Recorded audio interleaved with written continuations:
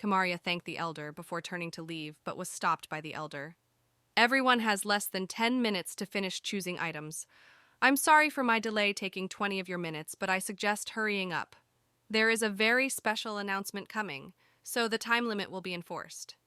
Kimarya said, Sorry, I took up so much of your time, Liram and Dara.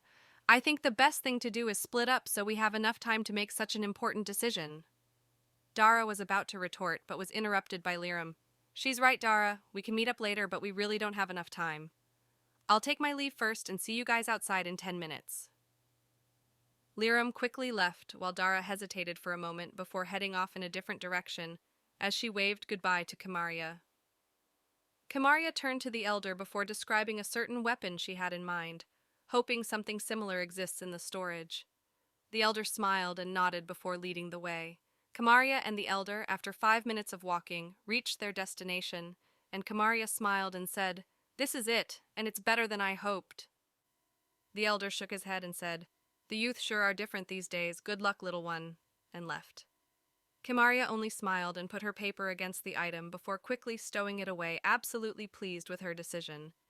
Kimarya was among the last people to leave the building. Everyone congregated together near an open field. While she looked around trying to find Dara and Liram, she suddenly froze in shock. Right above of everyone on the field floated over a dozen elders in the sky. The one who seemed to hold a more prominent position was the elder Shamaner, who was in the center with most people orbiting around paying attention to him.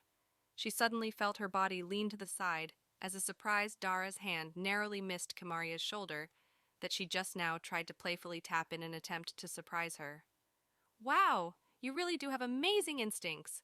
Are you sure you haven't started cultivating? Kimarya smiled at the playful Dara before saying, Not yet. I'm preparing to start soon. A gentle but resplendent voice interrupted. Kimarya recognized it as Shamaner's voice. Little ones, you have all survived a very important coming-of-age tradition of our sect. I would like to once again congratulate all of you. You have maintained the honor of your houses and this sect, he continued.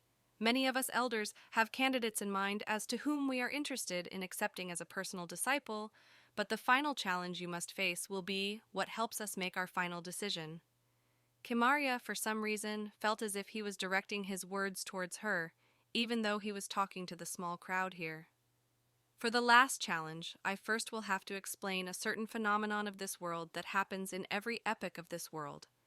There is a moment that has happened once in every era, when this world merges with another dimension. We refer to it as the Veil Terminus era, or the Fall of the Veil. The Veil is an adjacent world with its own population of beings. In every era of this world, there comes a moment where both our worlds become one for some time, be it a few days or thousands of years before the veil comes up and we are separated once more.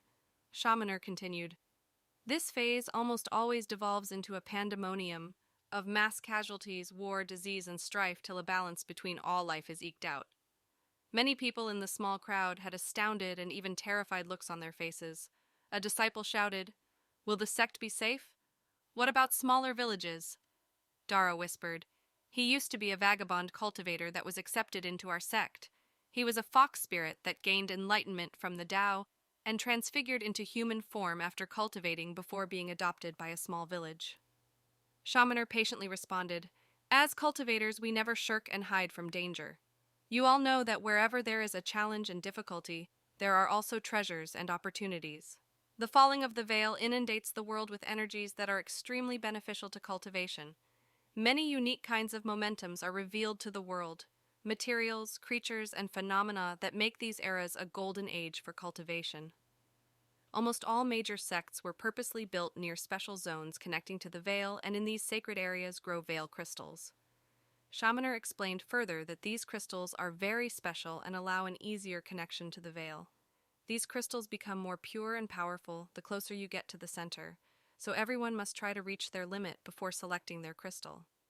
These zones release a special and painful resonance that hampers the cultivation levels and strength of participants, so you would have to depend on your talent as well as fortitude.